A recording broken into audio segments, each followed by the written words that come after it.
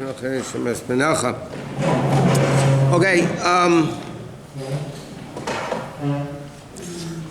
tonight we're going to talk more details about Kiddush Levana.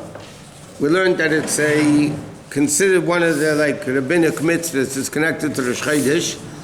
So everybody has to do Kiddush Levana. Even kids, chinuch wise, have to be educated to do Kiddush Levana. Women, we learned, don't do it, and there's two reasons. One is because it's a positive mitzvah, rabbinic positive mitzvah connected to time. Another reason is because, again, like we learned, they caused the Chetei Tzadas, which was they have to do with the moon and all that stuff. So because of that, the Shalah says that women don't do Kiddush Levana. Okay, now, you don't do Kiddush Levana only at night. Even in what's called Ben Hashmosh, it's twilight, you're not allowed to do Kiddush Levana. You have to do Kiddush Levana when it's mamish dark outside. Now, also, it has to be in a way that you're able to see at least the form and shape of the moon. In other words, sometimes clouds cover the moon. So sometimes it's a covering that you don't see the moon at all.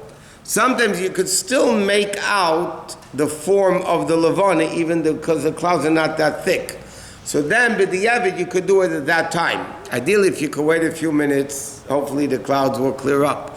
But as long as you're able to see the shape and the size of the moon, then apidin you could do it even though it's a little bit cloudy.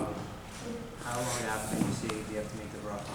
You're supposed to make the bracha right away. Now, once you started the bracha, I'm coming to that.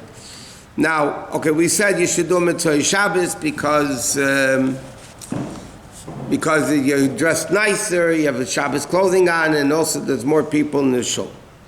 Now, we don't do it here for another reason, but in Halacha it says that most shuls at the end of Ma'ariv they do make Havdalah. So it says halachically you're supposed to do Havdalah and then do Kiddush Levana. We don't do it here for a different reason, because then by the time we make Havdalah, people will run out and they won't do it. But technically, Kiddush Levana comes after Havdalah. Why? Number one, because there's a rule, more common, less common, the more common thing comes first, like talis and tefillin. You put on talis first because we put it on 7 days a week. Tefillin we only wear 6 days a week. So Havdalah you make every week. Kiddush Levana you do once a month. So therefore, al pidin, you have to first do Havdalah and then you do Kiddush Levana. That's basically the reason. Does it matter if you're alone? Even if you're alone, you still do Kiddush Levana. And who do you say Shalom Aleichem to? Talk to yourself. No, you say Shalom Aleichem, Aleichem Shalom to yourself. Huh? I know, I mentioned that. I said because if not, if we make Havdalah, people will, they'll run out and they won't do it. Why does it? What? Why does it have to be in an open thing? Why can't I look at from the glass? Okay, I'll come to that in a second. What? You have to say 3 times to yourself? Yeah.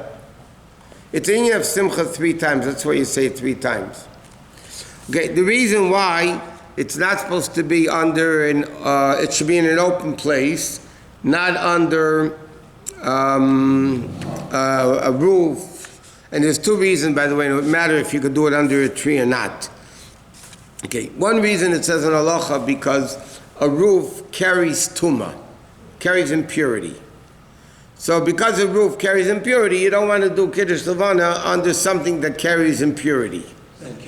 One second. The second reason is that you go out into the street to meet the king. The Shekhinah is like into the moon. So you go out into the street. You don't stay in the house when the king's outside. You go out to meet him.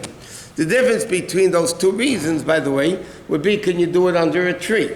If the reason is for tumah, then a tree carries impurity also. If the reason you're going out to meet the king, there's no big deal if you're under a tree, because you do that also. Same thing for chuppah? What? For chuppah also you gotta say it's because of the same reason? It should be, tachas, under the Shemayim, which is the blessing of the stars and all that. So why don't we do that with other mitzvahs? Outside. Like which ones? Have a minyan outside. Shechina. Outside you lose track. Here you're talking about the Levana, which is outside. So you see from the window, you don't have to... What I'm saying is, number one, because of Tumah. And if you're going out to greet the Levana, If you're going out to greet the Levani, you go out into the street. You don't greet the king. If the king's outside, you don't greet him inside the house. And still in, you're not worried about Tuma in a building? No, that's Why? the... So what is this going on to do with Tuma? Because it has to do with the Inyan of Tuma, that, so Taka, he brings out, Rabbi Moshe asked Taka in the Tshuva, is from the Maril, by the way. The Maril was from the earlier people. The Ramah brings it down. But so, Rabbi Moshe Taka asked, so what's the difference between that and Navi Mitzvah? But there is a difference between that and Navi Mitzvah. Here the Mitzvah is going out to meet the king. So if you're going out to meet the king, you don't want both reasons together, in other words. You don't want to do it under a level of a roof that has any level of Tum in it. That's all. What does it mean the roof has a tumah? Roof carry, like, God forbid, if there's a dead body here and you're on the other end of the room, you become impure, even though you didn't even touch it. You don't even see it, because it carries the impurity. If you're a Kohen, I mean, not you are, if somebody is a Kohen and there's a Jewish cemetery and there's a tree, going inside the cemetery, going over the outside of the cemetery, yeah? A Kohen is not allowed to walk under that tree, even though it's outside the cemetery with fences, because the tree carries the impurity. There's a whole thing by the oil. Now they made a fence all the way from the tent, all the way to the oil. But in the Friedrich, before the Rebbe Gimel Tammuz, the Friedrich Rebbe was buried there. So there's a problem. They didn't have all those fences there? So Kohanim would have to, there was different times they did different things. Sometimes they would walk a bunch of people surrounding him, so that became a mechitza. That thing, by the way, the Rebbe didn't like too much. People did it, but the Rebbe didn't like it too much. Then they would have these boxes, portable boxes that you walk with, and it was 10 tvachim high. So you walked it, it separated you from the rest of the graves. But the Rebbe really wanted that Kohanim should drive in to the cemetery next to the oil and get out from the car straight, and over there was a fence already. And even, it's interesting, even if you ever see in the oil, there's a fence around the graves. That fence is 10 tvachim high. No, by the Rebbe's, by the oil. Yes. First it was only by the Friedrich Rebbe, and then afterwards they extended around the Rebbe too. So there's a fence there. Why was there a fence there? That Kohanim should be able to go into the oil. Now if you notice, on top of the oil there's no trees, there's no nothing. It's straight air, right? To the sky. But the Rebbe instituted, after the Friedrich Rebbe passed away, that Kohanim should be able to go there, so they built a wall. That's a mechitza. But Kohanim, normally when you read your pidyon, and then you rip it up and you put it into the oil, yeah? Kohanim are not supposed to put it over the oil and drop it. Either they stand away and they throw it in, or they ask somebody else to put it in. Kohen is not allowed to, I can't say you're not allowed to, but the Rebbe didn't want that the Kohanim should put their hands over the oil, because again, tumah goes up. How can we read Tehillim like when we're shomer in the Chaver Kadisha? It doesn't matter. It's not like Rosh because you're doing it for the benefit of the deceased, so therefore it's okay. But you're not allowed to do mitzvahs you can't have a mincha in a cemetery, and you can't put on tefillin with somebody in a cemetery. In fact, if you have tzitzis and you walk into a cemetery, you have to tuck your tzitzis in that they're not visible. So you don't feel it. I saw a bacha with someone by a funeral. I guess he made. If they're Dalit Amis, if they're 6 feet away from the grave, then, but even then you shouldn't. It's the same cemetery. So once the Kohen becomes Tameh, let's say. It's a biblical mitzvah, even though all the Kohanim are Tameh anyway. But a Kohen, even if he became Tameh, and somebody told him there's a grave here, and he stays longer, he gets another sin. He has to run out the quickest way. So even though everybody's Tameh, but for a Kohen actively to become Tameh, he loses the kohuna, number one. Mamish loses the kohuna. And secondly, he's transgressing a negative commandment of the Torah. That whole area is not Mekabel Tumah, only that's where you have the wall. In other words, by the monument. Outside of the wall, there's no graves there. It's a mechitza. It's a mechitza. Yeah. Right. Kibbutz Tzadikim for Payanim, Yeah, I thought Kibbutz Tzadikim don't have this concept of Kivrei tzadikim, but nevertheless, there's a lot. There's the Alter Rebbe's brother Sheis Yehuda has a whole shuvah in Sevach Tzedek about it. The Rebbe didn't want to rely on that issue because it's not so simple in halacha. So the Rebbe built a fence. But there is such a concept of there is no. The Gemara says in Ksubis. The Gemara says in Ksubis that Mishameis Rabbi Batla Kohuna. At the end of Ksubis, it speaks about Rabbi's passing. The Gemara says when Rabbi passed away, Batla Kohuna. And Taisus and Machlekes Rishonim what that Gemara means. But Taisus says that there was Kohanim were able to become Tamei. Okay, Batla Kohuna, because Kirei Tzadikim are not Metam. And Taisus over there, this is the Yisod of the Minchas Elazar with all the Chassidish Poskim.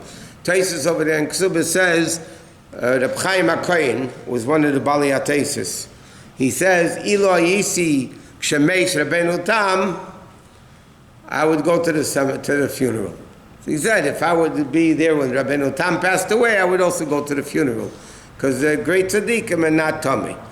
But again, they have to be careful. Like even 770, when the funeral goes by, they have to be careful. They're not standing under a tree of all those things because it does carry tumah. Anyway, so that's coming back to Kiddush Levana. We end up in the cemetery, but coming back to Kiddush Levana, that's what it is. Now, what happens if a person is about to make the bracha and the clouds cover it? So he can't start the bracha. What happens if he started the bracha and then the clouds covered, he can continue the bracha. Now, the proper way of doing it is, you say the first paragraph, halacha, right? And then you put your feet together and you face east. That's the proper way of telling now, the proper way of doing Kiddush Levana. You put your face east, no matter where the Levana is, you face east.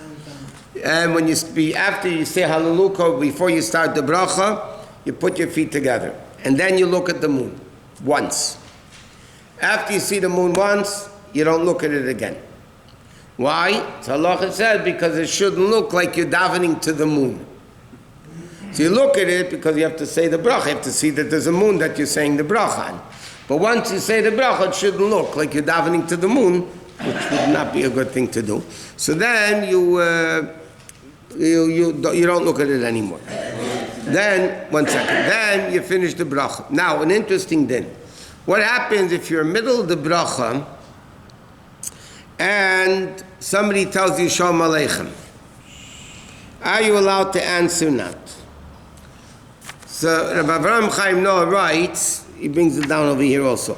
If he already said in the bracha of Veruach Piv Kol Tzvam, before Chaykus Manu Salam Sheshanu Es Tafkidam, okay?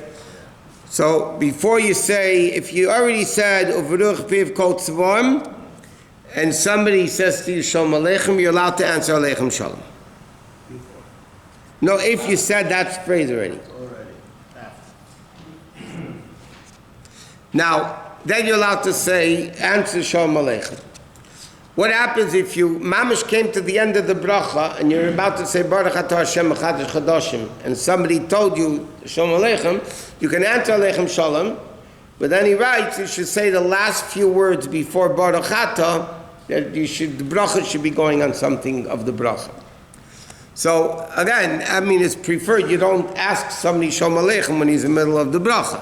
You ask somebody else. But what happens, the fact is, somebody turns to you and says Shalom Aleichem, and you're in the middle of the bracha. So if you already said Baruch Piv Kol Tzvam, then you can answer Aleichem Shalom. If you're about to finish the bracha, and you didn't say Baruch Atah Hashem, and you answer Aleichem Shalom, so then you say the last few words of the bracha, and then say the Baruch Atah Hashem Echad Chadash. Why you're looking at the moon, okay, you start, hallelujah, whatever, and by the time you get to bracha, you want to look at it, it's not then you know how to start the bracha. That's what I just said. No, if you start the bracha, Baruch Atah Hashem, okay, no, you said Hashem's name, then even though there's no more levana, you can still continue. But if you didn't start the bracha yet and the moon disappeared, tough luck. You wait until the moon comes out again. Why is this bracha different? It's a bracha arucha. It's a difference between a bracha arucha and bracha ksara. That's why you can answer in Baruch Shomer things that you can't answer in Ishtabach. If you see a little bit of a moon, it's like cloud over it, but you still see the moon. I said before, if you see the form of the moon, you can still do it. If they're coming Motzei Shabbos, we can say the thing, it's already after 7 days, no?